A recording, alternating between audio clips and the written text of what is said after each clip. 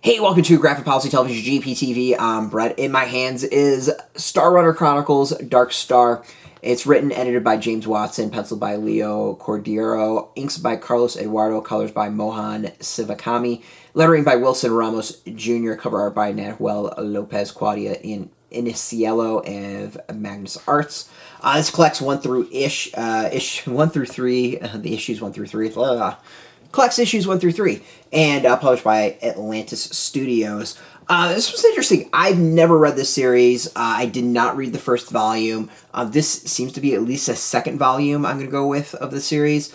And I'll admit, it was a little bit lost starting off, but I went back and read the opening. There's some text before you get into the comic that catches you up. It does pretty well. It took me a couple pages being like, this isn't the first volume.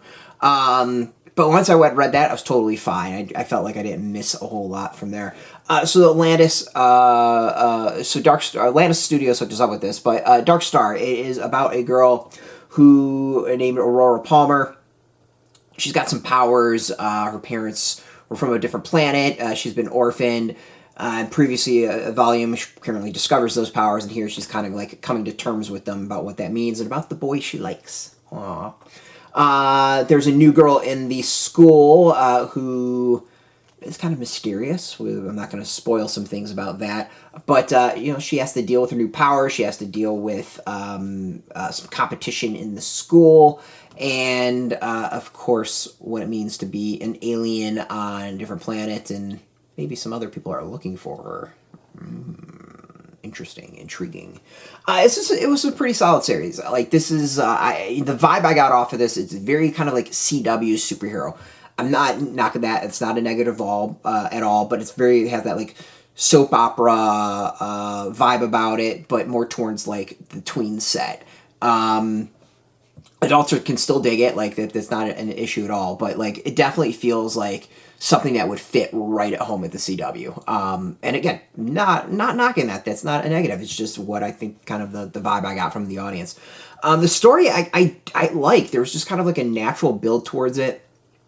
There's definitely, this is just one piece of a bigger puzzle. I'd be really interested in knowing what I would think of this more, if I read the first volume before this, but having not, I generally understood what was going on. The progression made total sense. The characters made sense. The relationships made sense. There was nothing I was really lost once I kind of read the little bit in the beginning, the text to kind of catch me up. But I like it. The conflict's pretty solid. The action's pretty good. The drama's pretty good. There's some aspects I think were a little predictable, but generally, there was some stealth stuff that surprised me, some twists and turns that I didn't necessarily see coming.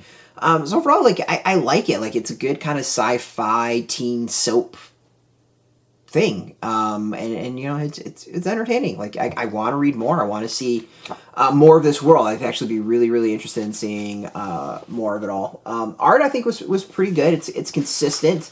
I will say it doesn't necessarily knock my socks off, but I think it's good art. It's not, there's some stuff you get from especially small press and indie publishers. You're just yeah, this isn't up to snuff. This is good art. The designs are good. There's nothing that feels totally off.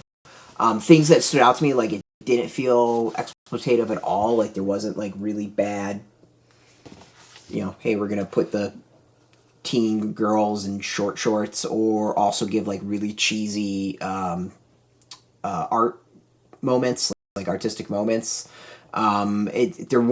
There wasn't that, which was good. I think that's actually pretty solid. The art feels very grounded in a good way. It's a sci-fi series about a girl that's got powers.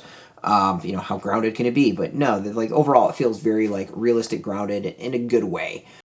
Overall, I like it. It's good. I want to read more. I kind of want to check out the first volume. I want to see if there's more stuff out there. There's a little bit of extras in the back. Not a ton, but there's some concept stuff out there, which is pretty cool. So overall, I like it. If you like it, kind of like a teenage soap opera girl with powers. Not.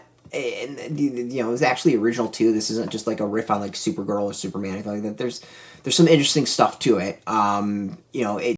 There's more than enough that gets me really intrigued. I want to learn more about the series. I want to learn more about the world. I want to see more. So overall, like I'm happy with it. I think it's a pretty solid volume, and it's someone coming into the series with this. I was happy. Like again, makes me want to go find out more, which is probably a pretty solid sign. You can go get this now. We'll have some links underneath where you can purchase your own. I have no idea if there'll be affiliate links, but you know, we'll maybe check out the text below. We'll let you know. I of course want to thank Atlantis Studios for hooking us up with the review copy. Appreciate it, and of course thank you all for watching. And this is kind of an interesting sci-fi teenage soap thing. Like it's cool, different. I like it.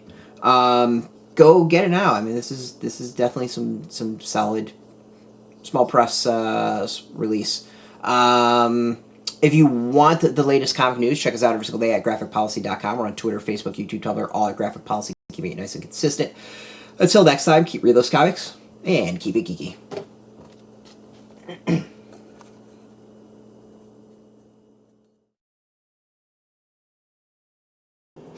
Hey, thanks for watching the previous video from Graphic Policy Television. Just by watching, you help support our site. Thank you so much. Now, if you're watching these videos, you probably care about geeky things like movies, television, comic books, toys, games, video games, you name it. You can go and subscribe right now to our YouTube channel to stay in touch and catch all the new videos, or check out our website at graphicpolicy.com. There's a nice link on this end of the video. But as always, thank you for watching. Keep on rocking and keep it geeky.